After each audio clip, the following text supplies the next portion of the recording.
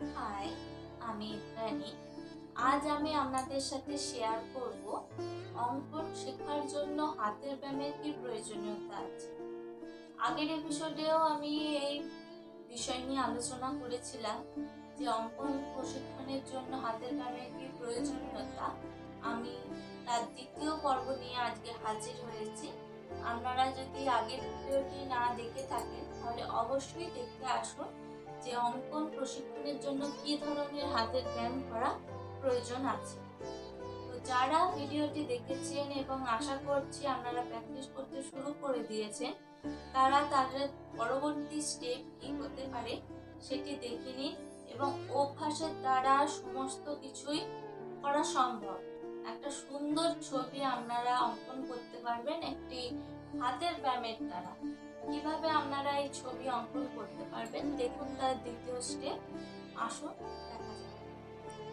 আজকের হাতের প্র্যাকটিসটি আগের ভিডিওতে দেখানো প্র্যাকটিসের উপর ভিত্তি করেই দেখানো হবে। প্রথমে আমি একটি ডিম্বাকৃতি অঙ্কন করছি। ডিম্বাকৃতিটি অঙ্কন করার পর এর ভেতর বরাবর আমি আবারও ডিম্বাকৃতি অঙ্কন করে নেব, তাতে আমার ডিম্বাকৃতিটি যাতে বারবার প্র্যাকটিস হয়ে যায়।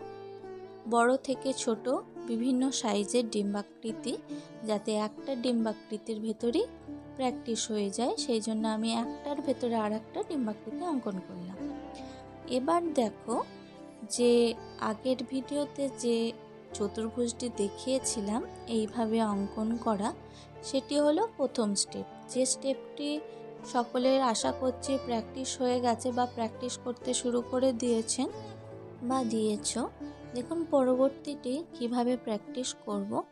এইভাবে দাগ টেনে নেওয়ার পর আমি এদিক সেদিকভাবে লাইন আমি টানবো না, পর লাইন বরাবর আমি দাগটি অঙ্কন করব। এতে কি হবে, বাঁ দিক ডান দিক নিচে ওপরে সব দিকেরই আমার লাইন টানার প্র্যাকটিসটি হয়ে যাচ্ছে, যেটি বক্সের ক্ষেত্রে অনেকটা অসুবিধা হয় লাইন টানার। সবসময় আমি এদিক সেদিক থেকে লাইন টানতে পারা যায় না, তাই এইভাবেও প্র্যাকটিস করে রাখতে হবে যাতে আমার কোনো দিক থেকে লাইন টানতে অসুবিধা না হয়। প্রথমটা বাঁ দিক থেকে গেলাম, এবার ডান দিক থেকে আমি অঙ্কন করছি। এই বরাবর ভেতরেও আমি একই বরাবর বক্স অঙ্কন করে নেব।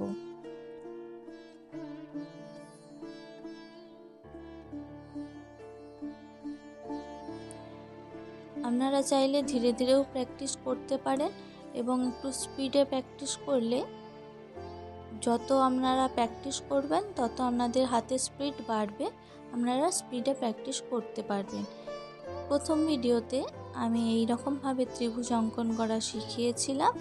এবার দেখুন যে ত্রিভুজটি আবার প্রথম লাইন থেকে শুরু করে নিচের লাইনে আবার ওপর লাইনে আমি নিয়ে যাচ্ছি। এবার বাঁ দিক থেকে করার পর এবার ডান দিক থেকে শুরু করলাম। এইভাবে পরপর প্র্যাকটিসগুলি, সেকেন্ড প্র্যাকটিসগুলি এইভাবে আমরা করতে থাকবো। এর ভেতরেও সেম পজিশনে যাবে, যেভাবে আমি প্রথমটা করলাম সেইভাবে দ্বিতীয়টাও করে নেব। প্রথমটা বাঁ দিক থেকে গেছি, বাঁ দিক থেকে ওপর থেকে নিচে একটা আন্দাজ মতন, নিজের আন্দাজটাকে আগে তৈরি করতে হবে যে এই লাইনটা এতটা পর্যন্ত আমার যেতে পারে। প্রথমে নিজের চোখটাকে তৈরি করতে হয় কোনো ছবি আঁকার জন্য। চোখটা যদি ঠিকঠাকভাবে রেডি হয়ে যায়, এই ছবিটা এই সাইজের আছে, এটা এত বড় এত ছোট, যদি ঠিকঠাক হয়ে যায় আমাদের ছবিটি সুন্দরভাবে আঁকা সম্ভব। এরপর আসি সোজা লাইনে। সোজা লাইনটি আমি একটু স্পিডেই দেখাচ্ছি, আপনারা যত স্পিডে করবেন লাইন তত আপনাদের স্ট্রেট হবে। বাঁ দিক থেকে ডান দিক থেকে ওপর থেকে নিচে থেকে যেমন করে পারেন আপনারা প্র্যাকটিস করবেন।